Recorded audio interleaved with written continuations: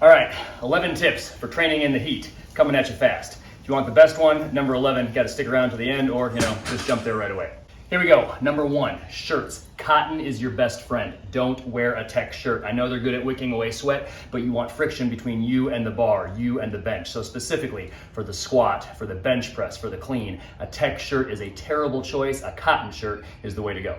Number 2, the number of shirts. You may need more than one shirt. If you sweat like I do, you may need 2 shirts. Wear one shirt for your squat or whatever your first lift is, and then after that, switch over to a second dry shirt. You will feel cooler when you put that second shirt on. I've even seen people wear 3 shirts. Tip number 3, no tank tops. If you don't sweat at all, you might be able to get away with it, but most people are gonna have a real tough time having the bar sit securely on their back, or them be secure and stuck on that bench, or catch a clean securely if they're real sweaty on a hot day. So my recommendation is no tank tops. Number 4, if you're not in the habit of training with a water bottle, now may be the time. So bring some water, have access to a water fountain. It sounds obvious, but remember to do it anyway. Maybe even get some Gatorade, get some electrolytes. Brondo's got what plants crave. It's got electrolytes. What are electrolytes? Do you even know? It's what they use to make Brondo.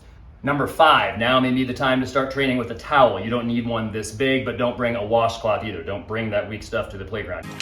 You bring that weak stuff to the playground, you won't last 10 minutes. You're probably gonna want at least a hand towel. Now, I'm not proud to admit it, but this towel was just hanging in the garage. I'm pretty sure, hopefully my wife's not watching this video, pretty sure this one was used to dry off the dogs after them getting out of the lake a while ago, but hey, given how sweaty I am, nothing's gonna make me any nastier than I already am.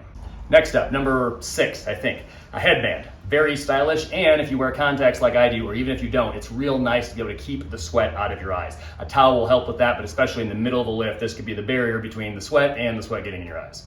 Number 7, also very stylish, wristband. If you're like me, you sweat a whole bunch, you're gonna have problems with the sweat coming down the outside of your hand and messing up the chalk. Remember, sweat is really gonna get in the way of you having a secure connection between your hands and the bar. Of course, you're gonna use chalk. We're not even gonna include that in the list because that's obvious. But if you got sweat running down your hands and that's messing up your chalked hands, then you gotta have something besides just a towel that keeps the sweat off of your hands, and the wristbands will do a good job of that during the lift. Number 8, airflow. At Testify, we are an open air gym. If it's 55 degrees or above, we've got the garage doors open, we've got the front door open, we've got, if it gets hot, we've got the fans on. Open air is just a really nice way of saying when it's hot outside, it's gonna be hot in the gym, but we've got airflow. We've got those garage doors open, front door open, we've got the fans going.